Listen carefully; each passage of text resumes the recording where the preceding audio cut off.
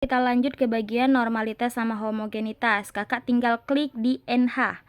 NH ini data mentah dari normalitas homogenitas ya kak. Nah,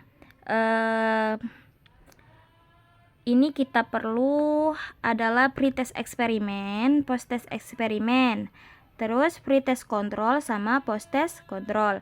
Nah, ini yang di sampingnya ini kode kak, ada kode 1, kode 2, terus sebenarnya ada juga kode 3, kode 4 ya kak, tapi aku nggak buat soalnya langsung aja ke SPSS gitu kak ya. Nah ini pretest eksperimen kak, kakak tinggal kakak salin aja kak ya, kakak tinggal salin pretest eksperimen satu-satu kak ya, pretest eksperimen dulu, terus nanti pretest kontrol gitu kak. Ini kontrol C. Oh, setelah pretest eksperimen itu post test eksperimen ya kak. Lanjut kita ke data SPSS terbaru kak ya. Buat lagi kak, ini kan untuk validitas. Nah nanti kakak tinggal klik lagi, buat baru lagi. Nah aku buat baru ini ya kak. Nih gitu kak. Nah aku salin lah ke sini kak. Yang pretest eksperimen ya kak, kode 1. Bagaimana melihat ini kode 1 itu pretest eksperimen? Kakak tinggal variabel view. Itu judulnya kita buat dulu. Ini yang judul di atas. Ini kan data view. Nah, ini kan ada hasil, ada kelas. Nah, kalau untuk hasil itu jumlah dari pretest eksperimen, pretest kontrol, post test eksperimen, post test kontrol gitu ya, Kak. Nah, caranya ini kan ada hasil, ada kelas, itu caranya kakak tinggal klik variabel view dulu, terus kakak buat di sini hasil dan di sini kelas. Nah, kelas ini adalah kode kak. Kakak kodenya itu misal kakak lihat di sini aku buat gini kak. 1 sama dengan itu pretest eksperimen, 2 itu sama dengan post test eksperimen, 3 itu pretest kontrol, dan 4 itu post test kontrol gitu ya kak. Tinggal oke gitu. Lanjut ke bagian data view ya kak. Ini sudah aku masukkan semua kak, dari pretest eksperimen, post test eksperimen, terus pretest kontrol dan post test kontrol gitu ya kak. Dengan kode-kodenya juga dari 2, 3, 4 ya kak, sampai bawah gitu kak ya. Nah caranya gimana untuk melihat normalitas, homogenitas ya.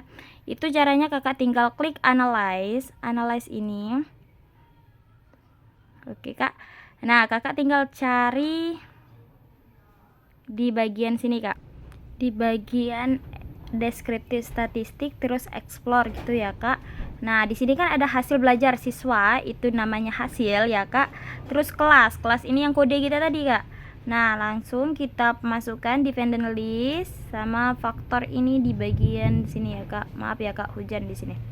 Nah terus bagian yang terpenting adalah di bagian plot ini kak, kita harus ubah, yaitu kita klik normality itu untuk normal. Kalau untuk forward estimation itu untuk homogenitas ya kak. Continue, terus kita langsung oke gitu aja ya kak. Kita tunggu. Oke kak, sudah dapat di bagian normalitas dan homogenitas ya kak. Untuk normalitas itu kakak tinggal lihat kita bagian Kolmogorov-Smirnov, dan di bagian sini tes homogenitasnya kakak lihat di bagian signifikan ya kak. Nah kalau di bagian Shapiro-Wilk ini kita buang saja ya kak, cuma kita berguna itu cuma di bagian signifikannya saja yang Kolmogorov-Smirnov. Nah cara melihatnya bagaimana? Jika nilai, nanti dulu aku lihat.